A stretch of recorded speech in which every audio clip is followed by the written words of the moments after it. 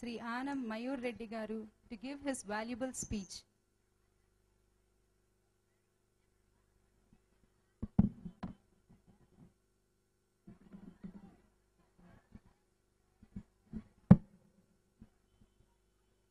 వేదికలను అలంకరించిన పెద్దలకి, కరస్పాండెంట్ అయినటువంటి రవీంద్రారెడ్డి గారికి, మా హెడ్ మిస్ట్రెస్ లీలావతమ్మ గారికి మరియు పెద్దలకి, ఫంక్షన్కి ఇచ్చేసిన తోటి స్కూల్స్ కరస్పాండెంట్స్కి మరియు ఇక్కడ చదువుతున్నటువంటి విద్యార్థుల తల్లిదండ్రులకి, పెద్దలకి, స్నేహితులకి అందరికీ వందనం.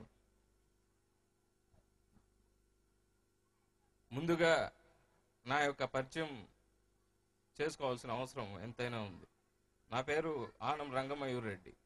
ఆనం వివేకానంద రెడ్డి వల్ల రెండవ కొడుకుని.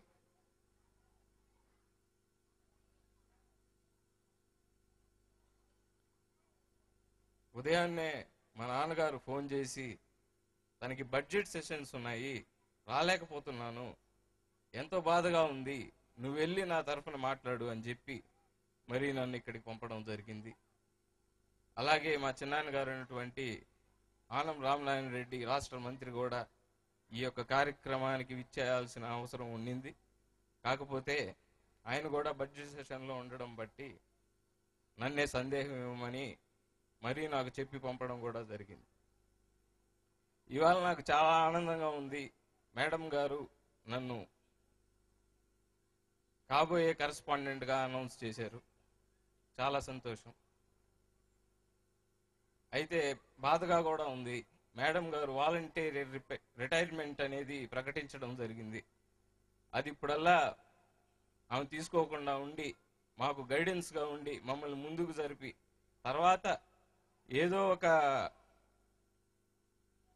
ఏదో ఒక పోస్ట్లో నన్ను ఇక్కడ స్కూల్లో ఫస్ట్ పెట్టి తర్వాత నాకు అనుభవం కొద్దీ నాకు ఈ కరస్పాండెంట్ యొక్క పదవిని ఇస్తే చాలా ఆనందంగా ఉంటుందని చెప్పి కూడా మనం చేసుకుంటున్నాం. సో దట్ నాకు చాలా విషయాలు అర్థం అవుతాయి, ఇక్కడ కూడా అనుభవం కూడా వస్తుంది. ఈ యొక్క స్కూల్ ఇప్పటిది కాదు, 1979 అంటే నేను అప్పుడు జన్మించినప్పుడు, నా డేట్ ఆఫ్ బర్త్ 1979. అప్పటి నుంచి ఇది కష్టపడి మేడం గారు, గోవుల శకుంతలమ్మ గారు దీన్ని బై రూట్ ఇంక్రీజ్ చేసుకుంటా, డెవలప్ చేసుకుంటా రావడం జరిగింది. తర్వాత కరస్పాండెంట్ అయినటువంటి రవీంద్రారెడ్డి గారు వచ్చి ఈ స్కూల్ని ఇంకా వృద్ధిలోకి తెచ్చి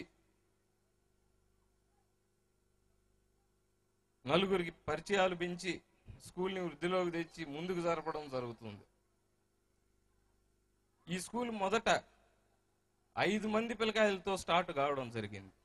అలాంటి స్కూల్ ఈరోజు చిట్టాల ఇంతమంది తల్లిదండ్రుల మధ్య, ఇంతమంది స్టూడెంట్స్ మధ్య ఎలా డెవలప్ అయిందో మనం అందరం చూస్తూనే ఉన్నాం. 5వ క్లాసు రికగ్నేషన్ ఈ స్కూల్కి 1985లో వచ్చింది. అంటే స్కూల్ పెట్టిన 6 ఏళ్లకి వచ్చింది ఇది. దాన్ని బట్టి అర్థం చేసుకోవచ్చు మేడం గారు ఎంత కష్టపడ్డారో ఈ స్కూల్ కోసం అని.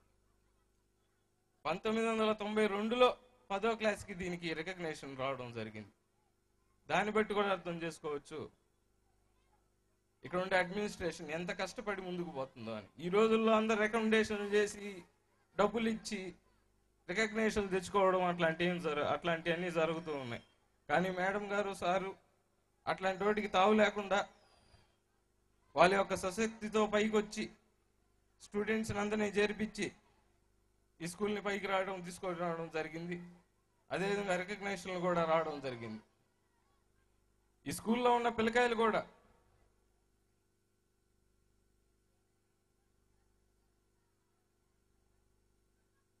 ఫస్ట్ 10th బ్యాచ్ బయటికి పోయినప్పుడు కూడా ఈ స్కూల్లో ఎం రాజశేఖర్ రెడ్డి అనే పిల్లోడికి డిస్ట్రిక్ట్ ఫస్ట్ రావడం జరిగింది. అంత ఘనకీర్తి ఉంది ఈ స్కూల్కి. ఇకపోతే 1997, 98 అప్పుడు కూడా ఫస్ట్ జంబ్లింగ్ సిస్టమ్ మన రాష్ట్ర ప్రభుత్వం ప్రవేశపెట్టడం జరిగింది. ఆ జంబ్లింగ్ సిస్టంలో కూడా స్టేట్ థర్డ్ ర్యాంక్ 556 మార్కులతో శేషు మాధవ్ అనే పిల్లవాడు థర్డ్ ర్యాంకులో ఉండడం జరిగింది. ఇక చెప్పాలంటే క్రీడల విషయానికి వచ్చినా కానీ సంఘమిత్ర స్కూలు ఎప్పుడు ముందే ఉంటుంది. విద్యార్థులకి చదువు ఎంత ముఖ్యమో సమానంగా క్రీడలు కూడా అంతే ముఖ్యం.